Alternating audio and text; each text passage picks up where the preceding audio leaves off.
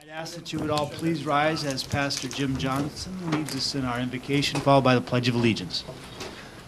Let's pray. Heavenly Father, we thank you today for our City Council, the mayor, all of the administration and staff who have given time and effort to serve our city. Father, I thank you especially today for all of those in our city who are involved in working outside, those who keep our streets safe and clear. Thank you for those who are working to keep the garbage and recycling picked up and the water and sewer working and all of those things. Father, we pray that you would encourage and give them strength and keep them safe through the long, cold winter season. Father, I pray for your blessing on this meeting, for guidance and wisdom. Lord, as you call us to love our neighbor and even to love our enemies, Father, I pray that you would help each one involved in our city to be able to see how we can care for and help and encourage one another despite differences and conflict. And Father, I pray that you'd help us to trust you in all these things and know that you are able and working. And we thank you in Jesus' name. Amen. I pledge allegiance to the flag of the United States of America and to the republic for which it stands, one nation under God, indivisible, with liberty and justice for all. Thank you, Pastor Johnson. Welcome, everyone. It is 5:30, February 4th, 2019, and I will call this meeting of the Fergus Falls City Council to order. Roll call, please. Here. Yep. Here. Here. Here. Here. Here. Here. We have a quorum. The first item on the agenda this evening is the approval of the agenda, and I will call on City Administrator Andrew Bremseth to give us any updates or changes to that agenda. Yes, good evening, Your Honor, members of the council. Item number 2 under the consent agenda, which is the licenses, we need to remove that item just to note one thing that has changed on the list of licenses. So we'll consider that right after the consent agenda is acted upon. Thank you, Mr. Bremseth. With that, I would entertain a motion to accept the agenda as amended. So moved, Your Honor. Thank you, Justin. I'll second. Thank you, Jim. All in favor of that motion, say aye. Aye. All opposed signify by saying aye. That motion carries. Under public hearings, we have 2 public hearings this evening. The first is a public hearing for City Project 5459, which is the East Mount Faith Area Street Improvement Project. And I will call on our city engineer, Brian Yavaro. Good evening, Brian. Yes, thank you, Your Honor. And good afternoon and good evening, and members of the council. Today is a public hearing for Public Improvement 5954. It's a 2019 street and utility improvement project. Before we get into the project hearing data and everything, this type of project is a reconstruction project. If you refer to your map, this is an image here of the projected project limits. This is a reconstruction project of the street, complete with sanitary sewer main, water main, and storm sewer as needed. Along with the sewer and water mains, we'll be replacing the services up to the right-of-way as well. We'll be also replacing the existing curb and gutter, along with concrete sidewalks and driveway approaches as needed. As noted, this is bounded between, this is Mount Faith area, Highland Avenue, and Summit Avenue, from Sheridan Street to Burlington Avenue. Sheridan Street from Mount Faith Avenue to Summit Avenue. Burlington Avenue from Summit Avenue to 150 feet north. Back in December 18th, we held a neighborhood meeting for this project. That's not a requirement under partial funding of this project for the statute 429. We did have some good general discussion about the project in general and the general nature of a reconstruction project. One thing I want to note in there, one of the concerns was, or from a resident, was the city's policy in regards to lead services. For clarification and everything, the city's policy is to replace them within the right-of-way. With our recent, or a few years ago when we amended our policy, that's the city's responsibility anyways. But when it comes to connection to private utilities, the private signs, the city will be connecting to those services. However, we'll be notifying residents of that concern. So I just wanted to clarify that as well. So in the interim, I have received some positive emails from some private ownerships located within the project limits. I've also spoken to the school board. They acknowledge their special assessments, and we're also negotiating some easements with this project. So if you refer back to the public hearing date, as noted, today is the public hearing date, and then if you could. This is the breakdown of the estimated funding sources. Today is the public hearing date. Portion of this project is proposed to be specially assessed to the benefiting properties. Our interest rate, we're proposing not to exceed 6.5% at a maximum 15-year term. Benefiting properties are to be assessed, proposed to be assessed for a section of the bituminous street section at a 5-ton design. We estimate about $97 per lineal foot. With the cost breakdown special assessment, special assessed street for city property, we have an estimated amount of $50,925. Special assessed for street for the school district 544, we estimate $79,734. Special assessment breakdown for street for residential and other, we're looking to assess $302,252. Of the total project costs, the 2.8, we're proposing to assess $432,911, either being between the city, the school district, and residents. I also have a breakdown of the financing options presented for, in addition to special assessments, we are looking to apportion the $432,911 through special assessments. Another portion, city share tax levy, PIR bonds in the amount of $705,617. The city other funding sources proposed of sanitary sewer fund in the amount of about $831,553. City water fund, enterprise fund in the amount of approximately estimated at $659,272. City storm sewer fund, last source that we're looking at, $241,272, for a total project cost of $2,870,625. So, as noted, legal publications have been published along with individual mailed notices with the preliminary assessment rolls, being as the statute 429 proceedings. These have all been sent to the benefiting properties. Dan Hansen for More Engineering, before we give the public hearing, is just going to give you a breakdown a little bit more about the assessment policy, city's policy, and how that was applied to this project. Thank you, Brian. Welcome, Dan. Thank you, Mr. Mayor and Council. Brian did a very good job of covering all the different costs associated with the project.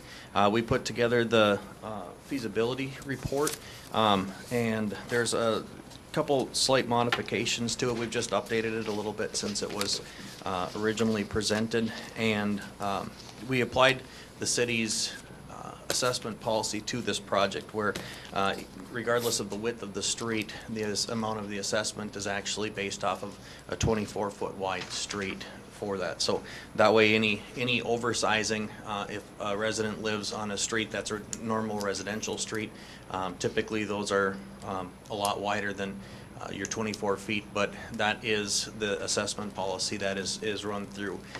That way, if a resident is living on more of a major corridor or arterial type of a street, they're not being assessed additionally compared to somebody that's living on a private residential street that has maybe a smaller section or a smaller roadway in front of them. That way it's a uniform policy being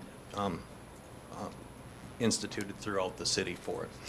We did take, as Brian mentioned, we are redoing the utilities. We are taking out and replacing sidewalk and curb and gutter where necessary. There's a lot of services that have to go through the existing sidewalk and curb and gutter. So wherever we can salvage some of it, we want to salvage some of it as long as it's still in good condition and usable.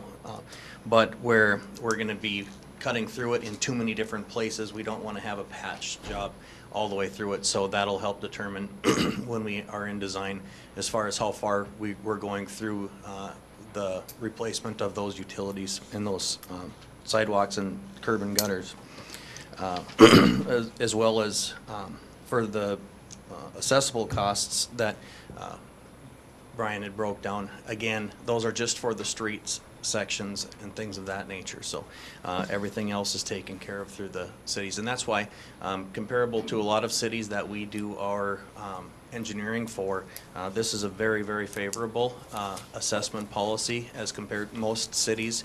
It would be a 50% assessment where the city picks up 50% and the other 50% of the project is actually assessed to the abutting benefiting properties. You can see by the numbers that this is greatly reduced from that.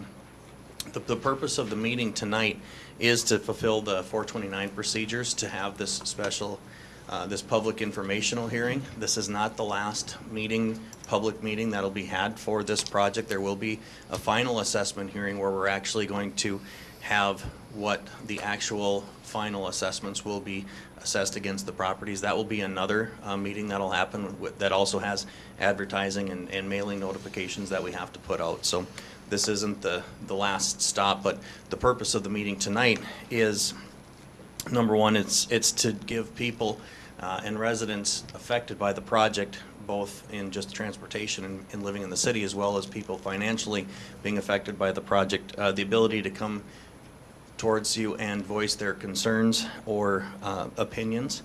It also is to give a reasonable estimate of the total amount to be assessed, and Brian has covered that, and it is up on the screen right now. And then also we have to say what the methodology used to calculate the individual assessments is as part of this meeting, which was also done and is also listed on that. So unless there's any other questions, I would recommend that we move towards the public comment portion. Any questions from the council?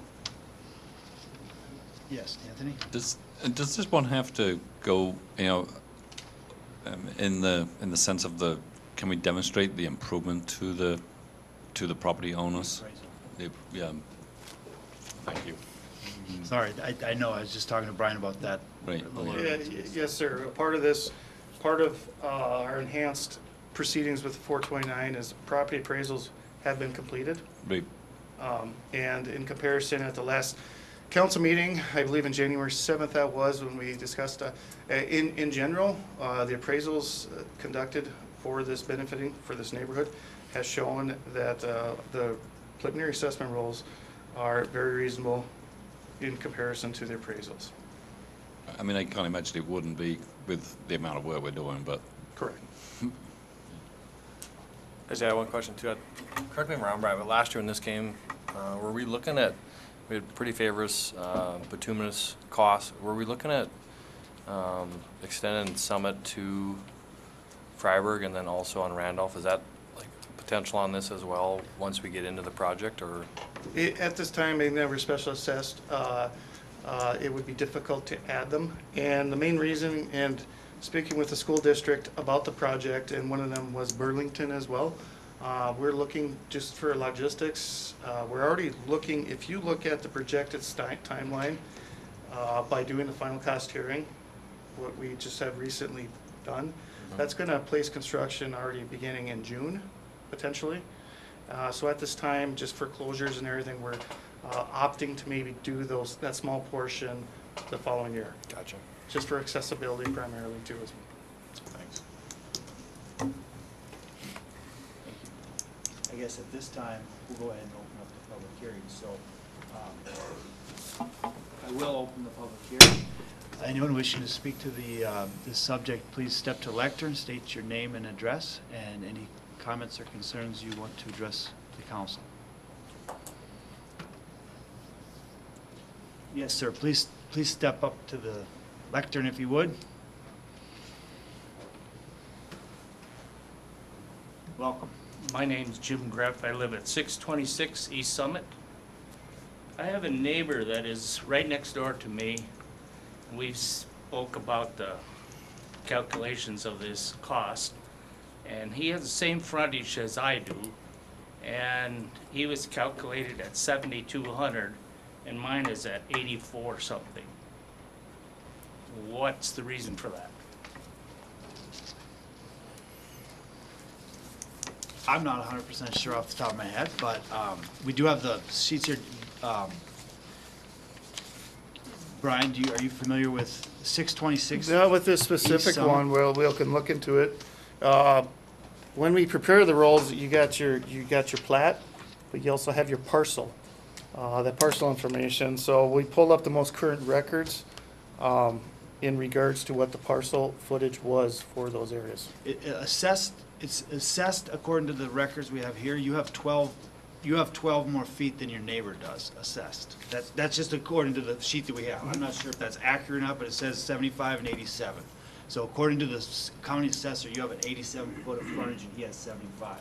And that's the difference in the two. Is that- Yes, that would be it. So we, I guess I was under the understanding that lots were pretty equal. They're not. the city plats are of, I believe in this general area of the old city plat that's in the public. Because in general, they're 50-foot lots, but when the parcel description, what's your taxable parcel value, in those cases, they reference the platted lot lines and then, for instance, 25 feet of the adjacent lot or some of your neighbor's lot that you own. So that's where we look at the parcel reports to see what your taxation ownership is. Just a question I have, so to be clear, going back to what Dan was talking, so the width of the street, but the lot, is it up to 100 feet, or is it just straight frontage on the, you know, if you have a 50-foot lot? I know corner lots, there's a policy we have where corner lots are only assessed for the shortest of the two sides, correct? Correct. And these preliminary assessment rules right now, there was previous improvement projects where they were already assessed, and they're not being assessed under this current project right now. And we do take that into consideration. Corner lots, this particular project, sure, has a double footage. So the city essentially has the whole, part of our share is this entire street because of that particular feature of the neighborhood right now. But to answer your question, sir, it's because of the width of your lot is wider than. I guess I was just under the understanding that the lots were quite equal. But They're all the lot. It looks like Per the there's- plat. Per the plat, they're pretty much equal, but when you look at the parcel report, what your taxation is, it references the old plat to make that, you know, and that's how we interpret what your taxing is, and it could be an instance like that. We'll confirm it. This is the preliminary hearing and everything. We'll confirm those findings now. okay, Yep. thank you. Thank you. Anyone else like to speak? Yes, sir. My name is Thane. I'm a property owner at 702 East Highland. I just have a couple of questions regarding generals, I guess. What issues have we had that call for this new infrastructure being put in? And then I actually had some concerns regarding the financials as well.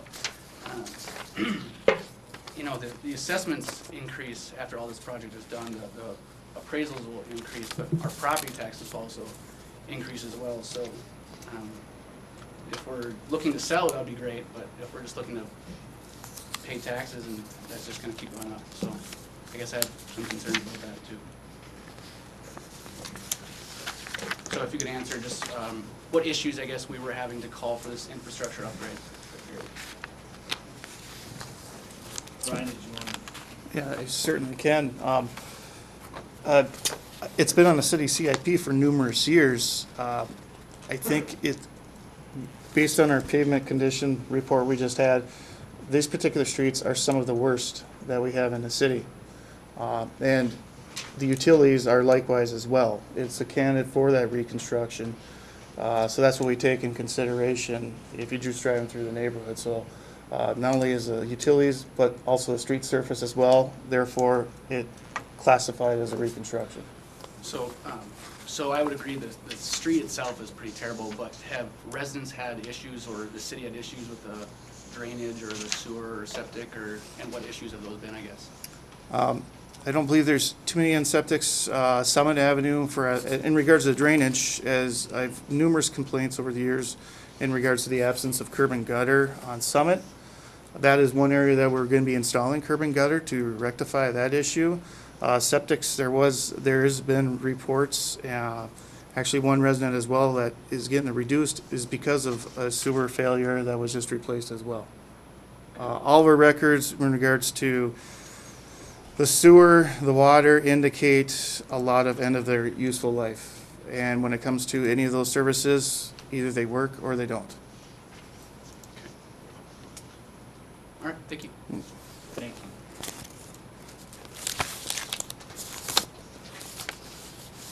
Please step up to the lectern, sir. Hi, my name is Andrew Burgum. I live at 718 Highland Avenue. And just to touch with what the gentleman before me was saying, was I have had some water issues at my place going to my sewer. And that was because of a tree planted on the boulevard right above my sewer drain collapsed my pipe. And I'm wondering, what's going to be done about the trees in this project? You know, has that been given any thought? We've got hundreds of huge trees down all the streets, and that's going to be expensive to remove them all if that's the case. Has that been thought about at all? Yeah, I believe it has. Brian, if you want to address that. Yeah, in regards to the streets, we've done preliminary design. We do have an idea, especially every recon I've done, I wish they wouldn't have planted trees where they did back 60 years ago. There's options where we will do is reroute the sewer service to avoid trees and obstacles, but in some instances, yes, there may be some trees that do have to be removed. Okay.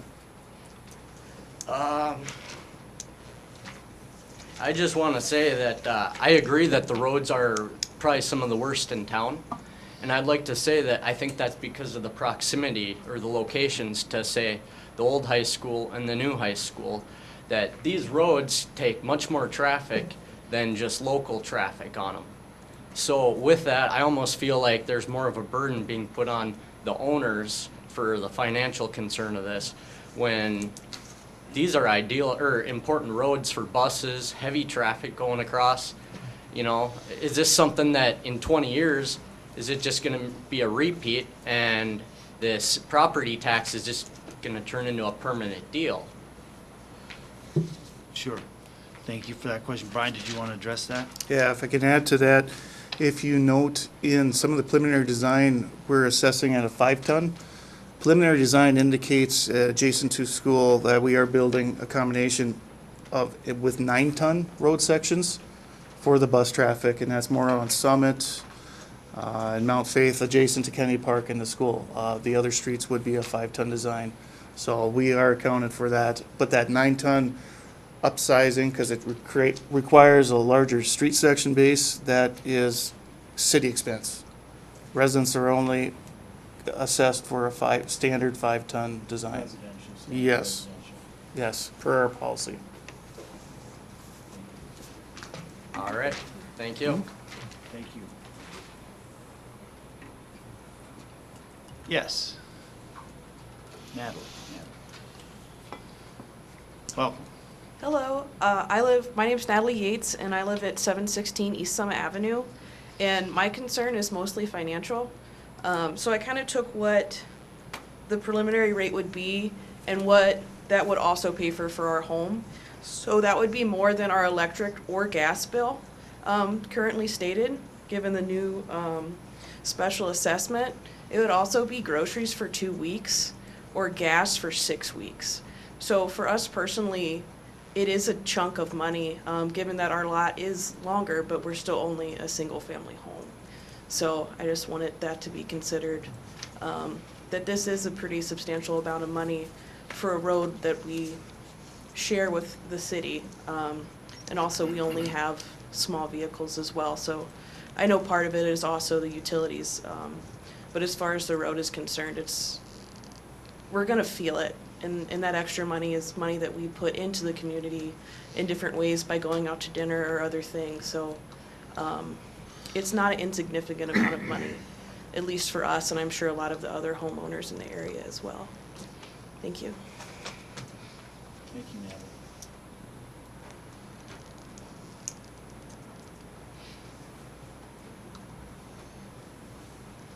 Anyone else?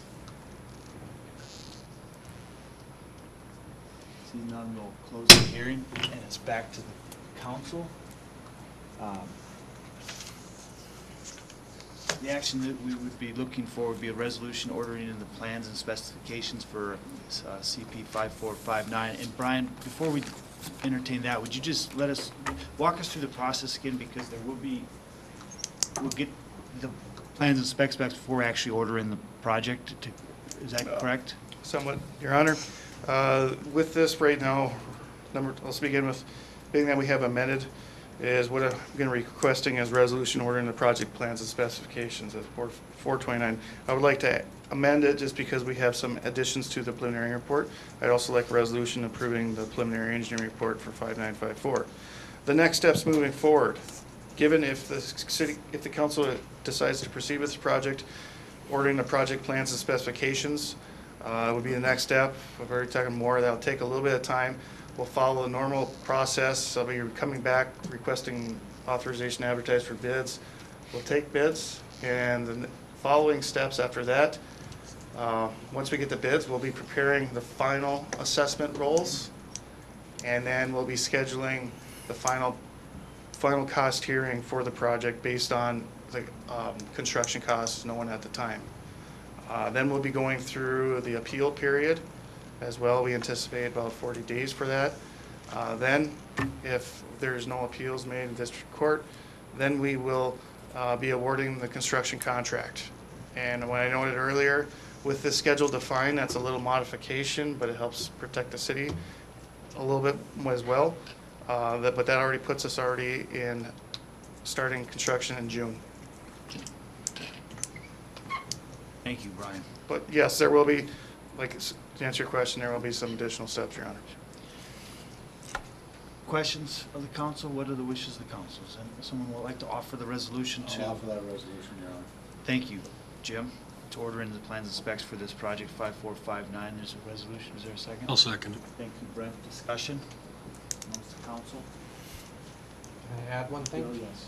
And then sometime in this process, I'll come before you too with the bonding part. We talk about the 429 statutes, and that would be our bonding authorization to go forward to bond for that city portion in here, that 700,000, plus the assessment portion, because then you receive special assessments in, and then you levy a tax in to pay that debt service on those bonds over 15 years. So we'll address that in this process too. So. Thank you, Bill. Resolution in the second. Roll call, please. Gustafson. Yes. Hicks. Yes. Fish. Yes. Hager. Yes. Swanson. Yes. Rupert. Yes. Thompson. Yes. Hermsen. Yes. That resolution is approved. Thank you. Thank you, Brian. Thank you all for being here this evening. Thank you, Dan. Item number 2 under public hearing is a public hearing to designate the Prince Honeycutt House that's located at 612 East Summit Avenue as a historic landmark on the Fergus Falls Register of Historic Properties, and I will call on our city administrator, Andrew Brumsett. Yeah, thank you, Your Honor, members. This is in the same neighborhood we just talked about, so it worked out well for the neighbors who are hoping to speak to this item. But the Prince Honeycutt House, located at 612 East Summit Avenue, was home to Fergus Falls' first African-American settler, Prince Albert Honeycutt. And just real quickly, I want to read the significance of the dedication. Honeycutt is considered the state's first black baseball player and is believed to be Minnesota's first black mayoral candidate after a third-place finish in Fergus Falls in the 1896 election. The home at 612 East Summit is a vernacular Carpenter Gothic-style home, don't ask me what that is, and is being recommended due to the historic significance of the original owner and not due to any architectural significance of the property. The local designation is the first step on the way to applying for getting the home on the National Register of Historic Places. And it's the recommendation of both the Heritage Preservation Commission and the Planning Commission to ask the council to designate the Prince Honeycutt home at 612 East Summit Avenue as a local, to be on the local register of historic places. We do need to hold a public hearing tonight for that designation, and then we'd be looking for a resolution after the public hearing. Thank you, Andrew. With that, I will open the hearing on the designation of the Prince Honeycutt House located at 612 East Summit Avenue to the list of historic places in Fergus Falls. Anyone wishing to speak to that issue, please step to the lectern and state your name. Yeah, sure. I just got a question. You bet. Andrew, welcome back. Thanks. Does making a house historically like that, does that affect adjacent property taxes or anything like that? You know, for say your neighbor being right next to a preserved house, does that increase their property taxes or anything like that? Andrew, do you want to talk to that? You bet, Your Honor, thank you. The historic designation would not have any impact on this property's taxes or any of the neighboring properties' taxes. And essentially, it wouldn't have any limiting factors for the neighbors or of the owner of the property in question, but if the owner were to take specific steps to change the character enough away from that in which the historic significance is held, then it could result in removal from the register of the local or national register, but there would be no impact other than that to neighbors or to the property in question. Okay, I was just checking. Money is very important. Certainly. Thank you, Andrew. Anyone else have any questions or comments regarding this designation? If not, I will close the hearing. It's back to the council. Do we have a resolution? I'd like to make that resolution. Thank you. Scott? I'll second. Thank you, Krista. We have a resolution and a second. Is there any further discussion from the council? Roll call, please. Gustafson. Yes. Hicks. Yes. Fish. Yes. Egbert. Yes. Herman. Yes. Rupert. Yes. Thompson. Yes. Ernst. Yes. That resolution is approved. There are no bids to award this evening under petitions and communications. Tonight we have a proclamation declaring February 14th as Giving Hearts Day, and I will read from part of that proclamation. Whereas Giving Hearts Day was started in 2008 by the Dakota Medical Foundation and Impact Foundation as the first 24-hour regional giving event of its kind, with the Alex Stern Family Foundation joining them as co-host in 2014. And whereas Dakota Medical Foundation, Impact Foundation, and the Alex Stern Family Foundation jointly supported the Impact Institute to dramatically improve friend-raising efforts of nonprofit organizations by equipping them with data-driven resources, training, and coaching. And whereas last year more than 28,000 caring donors gave $13.1 million on Giving Hearts Day, and since its inception, Giving Hearts Day has raised almost $55 million to support regional charities. And whereas our Giving Hearts 2019 goal is to inspire more than 50,000 Giving Hearts to support charity on Giving Hearts Day, making us the most generous region on the planet. Now therefore I, Ben Shire, Mayor of Fergus, City of Fergus Falls, Minnesota, do hereby proclaim February 14th, 2019 as Giving Hearts Day in the City of Fergus Falls.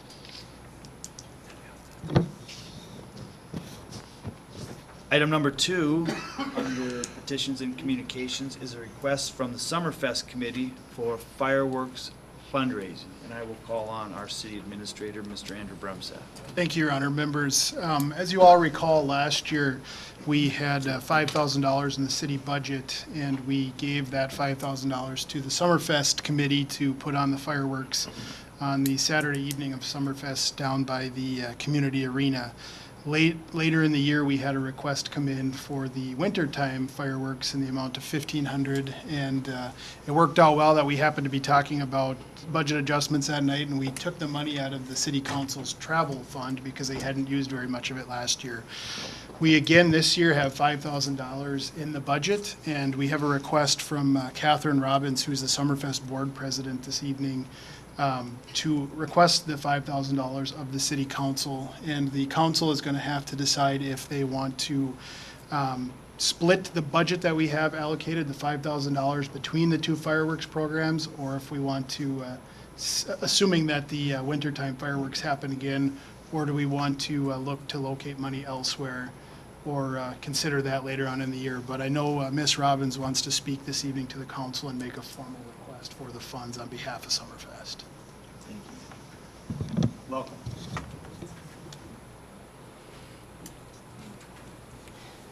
Good evening, Mayor and City Council members.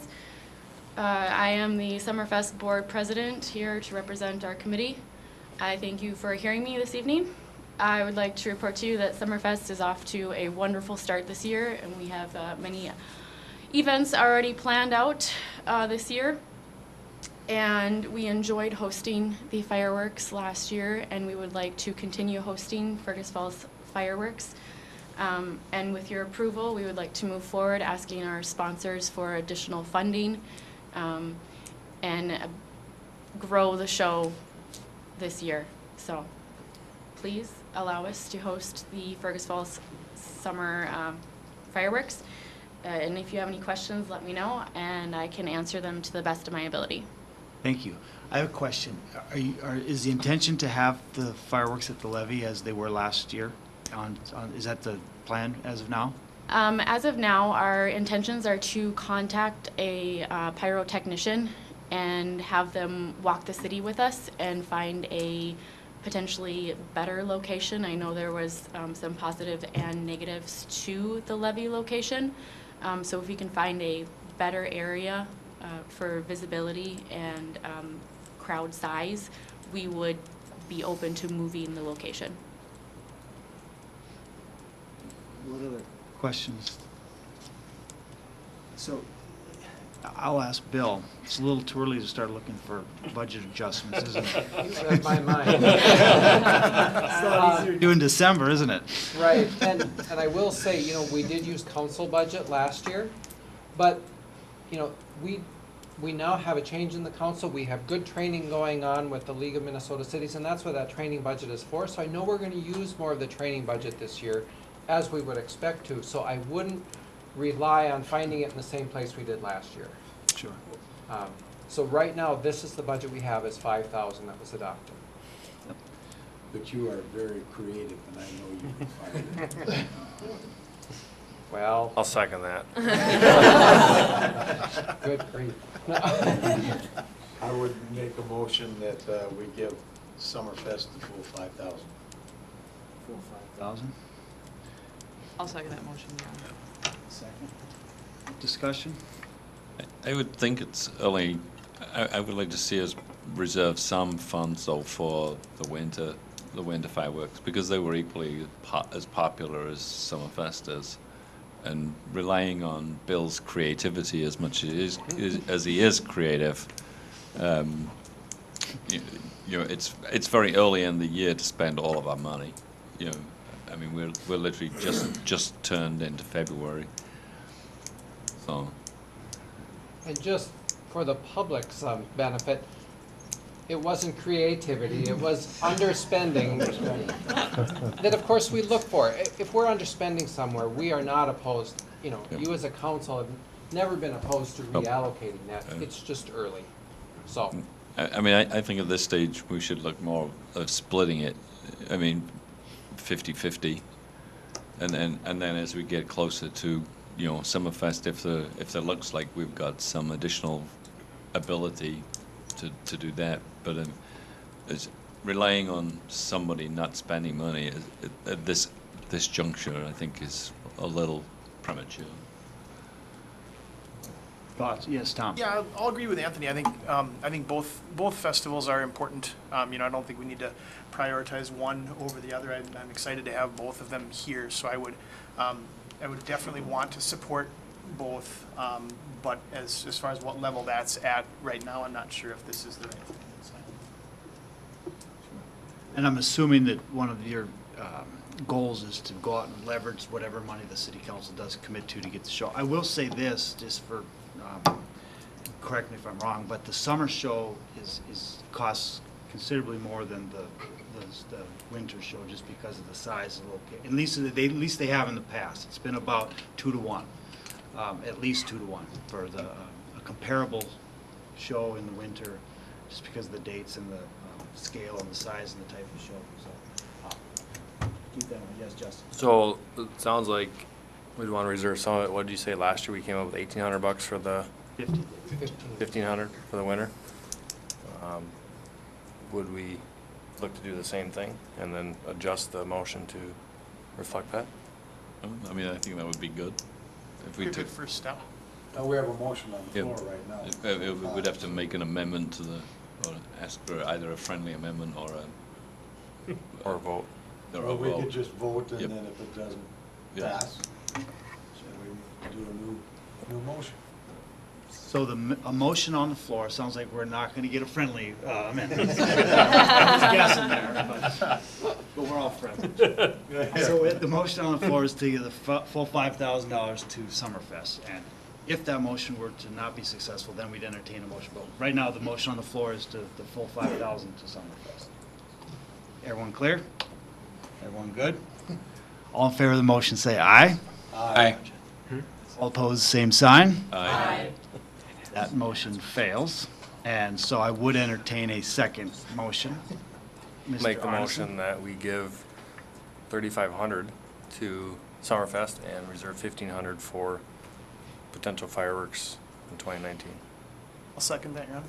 Second. Brent, you have a question? Well, if we're gonna cut them short, and the other one, I was gonna say, why don't we just bring it down a little bit and do 1,000 for them? That way they both have to come up with a little bit more. We'd have to fail this amendment. We'd have to fail this, we'll have to vote on this motion and then move it on again. I think 1,500 and 3,500 is fair. Everyone, vote as you wish. Any other comments, questions from the council? The motion is 3,500 for Summerfest, 1,500 for the tree lighting ceremony in December. All in favor of the motion, say aye. Aye. Opposed, same sign. That motion carries. Thank you. Very much. Good luck. All right. On the consent agenda this evening, there's a copy of that in your packet. There's also on the board, a copy on the board that Lynn has put up there for us. Keep in mind that Andrew has removed item number 2, the motion to approve the licenses, and we'll take that up separately. Are there any questions, or does anyone like to remove any of the other items before we vote? If not, I would entertain a resolution approving the amended consent agenda. We'll make that motion. Thank you, Anthony. I'll second. Thank you, Krista. Roll call, please. Yes. Yes. Yes. Yes. Yes. Yes. Yes. Yes. That resolution is approved. Item number 2 is a motion approving licenses, and I'll call on Andrew Grumset. Thank you, Your Honor. Members, I am confident we can achieve this in one motion, so that's progress. We'll see. For the record, on your list of licenses this evening, we removed T&L Crushing for a metal recycling license. That application has not yet been processed, and so I wanted the record to reflect that that is not an approved license this evening, and would like to proceed with the remainder of the licensing, excluding the one from T&L. Thank you, Andrew. Any questions from the council? If not, is there a motion to approve the remaining licenses? I'll make that motion. Thank you. I'll second, Your Carolyn. Honor. Thank you, Justin. Discussion. All in favor of that motion signify by saying aye. Aye. Opposed, same sign. That motion carries. Under ordinance and resolutions, first item number 1 is a first reading of ordinance 79-7 series relating to boards and commissions, and this was the action that the council directed the city attorney to draft the ordinance, expanding the number of planning commission members from 7 to 9, as well as, was there one other change? Yeah, Your Honor, members, the Public Arts Commission would go from 5 members to 7 members at their request. Any questions on that? If not, we just need someone to introduce that this evening. Introduce that, Your Honor. Thank you, Anthony. Item number 2 is a resolution of support for Prairie to the People's LCCMR funding requests. And tonight we have Natural Resource Advisory Committee co-chairs Karen Terry and Eric Antonison here. So welcome to both of you. Good evening, Mr. Mayor and council members. Thank you. I am Karen Terry and Eric Antonison. We are the co-chairs of the Natural Resources Committee.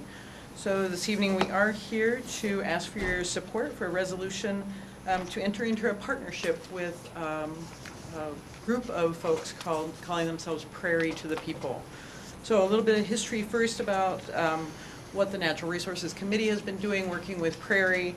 I know some of you are familiar with this, others of you maybe less so, but we have been really moving forward on pushing for more native plantings, natural plantings, prairie in the city. We have support from city staff for that, to have some of the areas of our parks that are not really used very much turned over to natural plantings. So there are some benefits to that. Other things that we have going on are we are very recently designated as a pollinator city. We have the Mayor's Monarch Pledge, and then the work that we are doing on the committee. So we have a lot of things kind of coming together around native plantings. So this is a part of that. And the benefits we get from that, for the city, we have less mowing, we have less spraying, we have less time spent maintaining these areas once we get them established. So it's a good reason to push for these kind of things.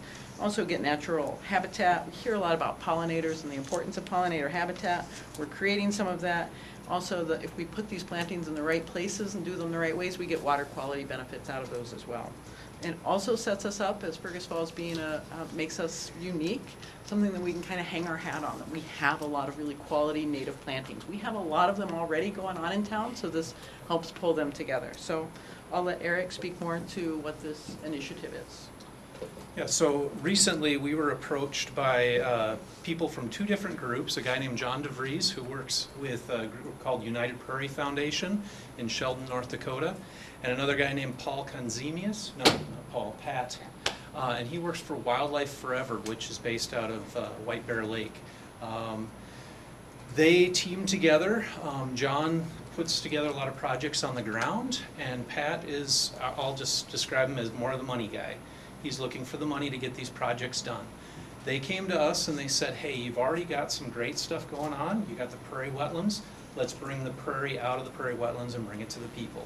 So what they're talking about doing is two things. One is just finding locations in town where they can plant more prairie, whether it's a city property or a business, maybe even some private landowners.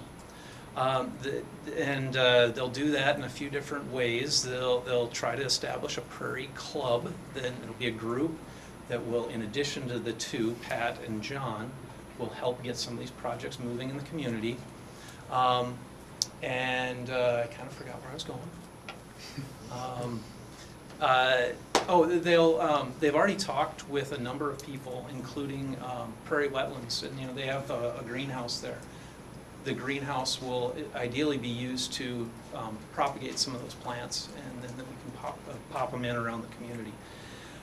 So what they sent to us to describe prairie to the people is that it's a community program to integrate prairie habitat restoration, demonstration projects, and adoption of conservation best practices. Through civic leadership, public engagement, and implementation of prairie-friendly policy, integrated prairie conservation practices will create significant ecological, civic, and municipal benefits. The network of partners is growing to include the U.S. Fish and Wildlife Service, Prairie Wetlands Learning Center, Wildlife Forever, United Prairie Foundation, the Minnesota DNR, and they've spoken a few times with Mayor Ben Shire, so they included him on their list of people who are supportive. The second thing that they've mentioned is that they would like to do is start a program similar to Tree City USA. This would be Prairie City, and they would like Fergus Falls to be the very first Prairie City USA. So what we are asking for tonight is just a resolution so that we, our committee, can continue or can begin working with these folks, kind of nail down some more of the details, and ultimately what they're looking for is in April, I believe it was, bringing a project to the LCCMR committee to look for funding. I don't recall all the details that were discussed, but very limited outlay from the city staff, other than some time that we've already spent talking with folks. Really, it's just the thumbs up from you to work with these two different groups to push this program a little bit further and flesh out some of the details. Thank you, Eric, and thank you, Karen, for all the work that you've both done so far on this. And I just want to throw my support in and just say that when we recognize, as Karen mentioned, just all the work that's actually being done already with the prairie and with the park and recs and with the city staff and with the natural resource environment, with some of the service clubs, with the rain gardens and so on and so forth. Just so to recognize that, but also build on that. And I think it'd be really, I'll be honest, I think it'd be pretty cool to be the first Prairie City USA. and to have Fergus be the model for other communities and what they can do, not only to benefit the environment, but also to save money on costs and labor throughout the city, and then also just the pride that comes with just the community involvement in something like this. So anyway, I just think it's a great idea, it's a great project, and thank you both for your work on it. Just one question that came to mind, I'll answer it. You know, we have some other LCCMAR projects, and I don't think anyone I've spoken with sees this competing in any way with anything else that's going on, any of our other LCCMAR projects. Prairie to the People, the Wildlife Foundation, or the Prairie Foundation would be the official applicant. We would just be lending our support as a partner in that. Justin? Just, you know, with some of the other LCMR, there's a match component. It didn't sound like there was any outlay for the city from a match? Okay.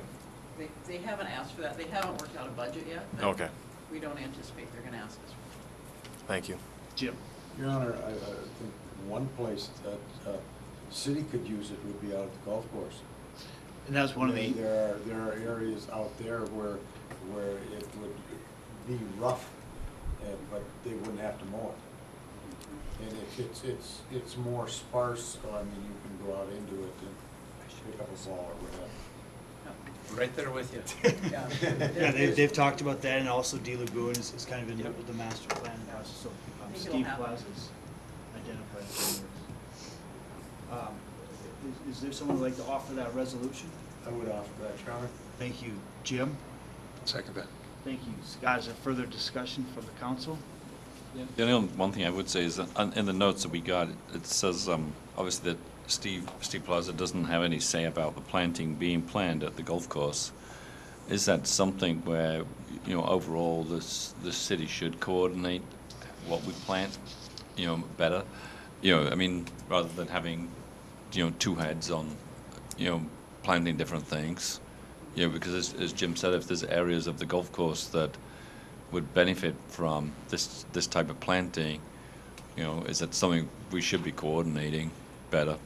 Yeah, part of that program is they have to submit an application with a plan to that. Right. And so we would guide them through that process. And being it is city-owned property, we would have some say in that. Right. Yeah. Thanks to staff for the support of the meeting with the Natural Resource Advisory Commission and with the group. Any other questions from council? Roll call, please. Gustafson. Yes. Hicks. Yes. Fish. Yes. Egbert. Yes. Tony. Yes. Hooper. Yes. Munson. Yes. Arneson. Yes. That resolution is Thank you. Thank you, Eric. Thank you, Karen. Tonight, we have claims in the amount of $644,922.58. If there's any questions, I will direct them to our city finance director. I have a question. Anthony has a question. It's not so much, I mean, I know the answer is somewhat, but it's more about drawing attention. There's a lot of bills for Knutson Lawn Service for snow removal. Maybe we could just kind of remind people of their roles and responsibilities in clearing snow. Otherwise, you can get anywhere from a bill that is, you know, probably $80 to $200 or so. Good reminder, very timely, yeah. I mean, yeah, it sucks at the moment that we've got a lot of snow, but you have a responsibility to clear the footpath in front of your house, so, or sidewalk or whatever you would like to call it. But it's really a footpath because you walk on it, you don't drive on it. But You don't walk sideways? But yeah, Mr. Arna's son. So, but I mean, we've mounted up a lot of bills already. It's over $2,000. You know, that's going to get assessed to people, or they're going to get a demand for payment. So, with that, I would offer the motion that we pay the bills. Thank you, Anthony. Is there a second to that resolution? I'll second it. Thank you. Yeah, resolution is good, right? So, any other questions for Bill or any comments? Yes. Let's have Guy reiterate what the expectations of the homeowner are while we're talking about that. What is the timeline in which the sidewalks or footpaths need to be cleared and what is the homeowner expectation? Don't say footbacks, then no one's gonna know what this. Thank you, and with more snow coming, it is a good time to talk about it. But yeah, after snow has ceased to fall, the homeowners have 24 hours, the property owners have 24 hours to clean that off of the sidewalks. So we don't have anybody out there patrolling looking for it. Usually, basically all the complaints that we get are the contracts that we send out to Mr. Knutson is driven by complaints, so. Talk about vehicles being left on the streets too. I'm an opportunist here, and it's a good time. We have an ordinance that does allow for on-street parking, but cars need to be moved at least every 24 hours for them to be on the street legally. We do ask, though, that if you see the snow coming, please move them off the street. It just really helps to get the snow plowing done effectively and efficiently. Saves you having to dig your car out. There's that. Thank you, Guy. Any other questions? Public service announcement? Roll call, please. Yes. Yes. Yes. Yes. Yes. Yes. Yes. Yes. That resolution is approved. Item number J, under board, committee, and department reports, we will consider a resolution to solicit RFPs for the airport management and fixed base operator services. Brian, would you like to address this? Yes, thank you, Your Honor. The fixed-based operator, FBO, and airport management agreements between the City of Fergus Falls and Fergus Falls Flight Center was last renewed back in March 2017. These are both currently a 2-year term, and they're set to expire at the end of this month if both parties mutually agree not to renew. Fergus Falls Flight Center has requested renewal of both agreements and noted no exceptions. Recently, the Airport Advisory Board met and discussed this topic, and following discussion, they motioned to provide a recommendation to City Council to seek RFPs for both these services. This is based additionally on because other parties have shown interest in these positions. So if acceptable, my next step would be to work with SCH, short Elliott Hendricks, that's our airport consultant, and number one, audit our agreements and also provide oversight to ensure airport operations are met and certain qualifications are achieved. I anticipate this could cost not to exceed $2,500. So at this time, I'm requesting authorization to issue a request for proposal in regards to the airport FBO and management services. Thank you, Brian. Any questions, Brian? Your Honor, I would like to support this request. I know one of the issues of the airport is that we don't have maintenance capability for aircraft, and that a lot of perhaps more courtesy services of fueling airplanes and the likes of. So I think it's a good time for us to go out and actually do this. So with that, I would make the resolution. Thank you, Anthony. Offer the resolution. Second? Second that, Your Honor. Tom, thank you, Tom. Discussion, questions, comments from the council? Roll call, please. Yes. Yes. Yes. Yes. Yes. Yes. Yes. Yes. That resolution is approved. Thank you, Brian. Under reports from staff and administrative officers, item number one is unique opportunities amended and restated development agreement, and I will call on Andrew Brumseth, our city administrator. Thank you. You probably will be. Members, thank you. At your December 28th, 2018 City Council meeting, the council took action passing a resolution that the city suspend its performance under the original agreement, and that the TIF note until it receives assurances from the developer deemed adequate by the city that the developer will cure defaults and continue performance under the original agreement. At that time, it was decided that the ball was in the developer's court, so to speak, and that staff would not spend any more time on this because that was the position of the city. The attorney for the development group, in this case Unique Opportunities, has, through our bond counsel, requested the council to consider an amendment to the original agreement. And the terms in which the development group is proposing is that the TIF pay-as-you-go note would be reduced from $389,100 to $375,000, and that is for the one building that is complete and currently in operation along Tower Road. They also have agreed to pay any and all fees that have been derived as a result of changes or amendments to the agreement. Currently, those fees are well in excess of $10,000, and we're continuing to accrue fees as we work through this. And finally, they have agreed to proceed, if the council accepts this evening, with final plat, which would include a trail easement through their property to the city for a future trail in a position that would be deemed adequate by the city. It's important to note also that throughout the life of the agreement, which is until the tax increment financing is paid off, that the developer agrees to remain in the best practices rental registration program. That is our highest tier rental registration program, which requires inspection of each of the units in the facility. So this evening, the council has three options before them. They can accept these proposed changes and approve the agreement. They can reject this proposal and maintain their position on December 28th, 2018, which was to suspend its performance and hope for curing of defaults. Or the city council could propose different terms that would be acceptable to the city council for consideration by the developer. I'll leave it at that this evening. In your packets, there were versions of red line and clean agreements showing the changes as I noted. I also want to say that staff is simply presenting this item at the request of the development group. We have not done any additional action other than prepare these documents, this memo, and bring it forward for your consideration.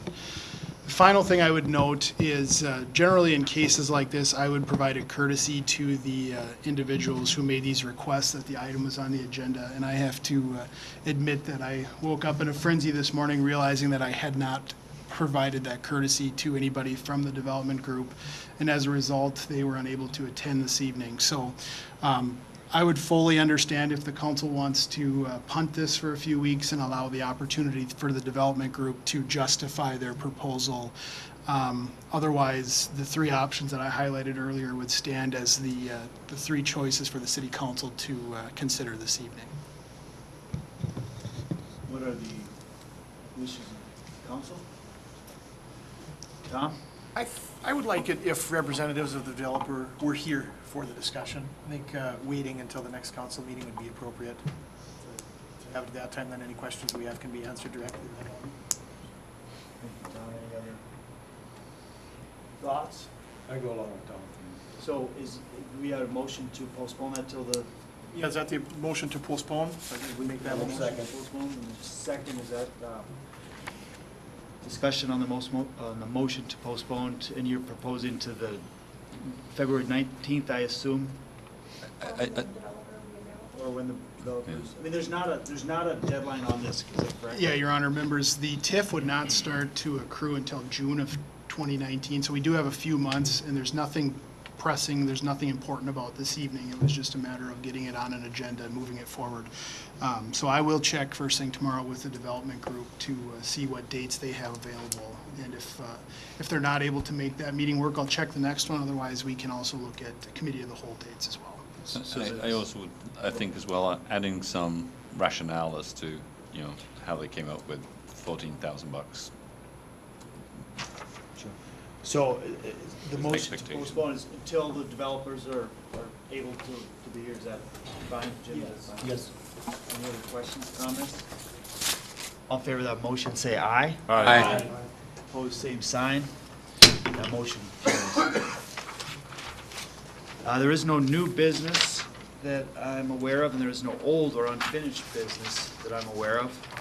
Under miscellaneous announcements, there's a, let's see, committee of the whole meeting will be held on February 13th at 7 a.m. and there'll be a city council planning session that same day. And then February 18th, which is 2 weeks from this evening, is President's Day, Monday, February 18th. So city council, city offices will be closed, most facilities as well, and the city council meeting will be held February 19th, Tuesday. Anything else to come before the council? Just one other announcement, Your Honor. Tomorrow evening at the Otter Tail County Government Services Center, there's a county strategic planning meeting open house from 5:30 to 7 with a formal presentation at 6. And all of you as council members were invited to that. Anything else to come before the council? Guy? Lake Alice Winter Carnival this coming Saturday at noon. Yeah, thank you. Saturday? This Saturday at noon? Sunday.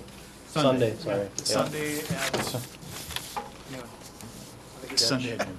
Thank you. We've moved it, so I just need to be sure. Check Miscellaneous Facebook. announcements? Not, we're adjourned.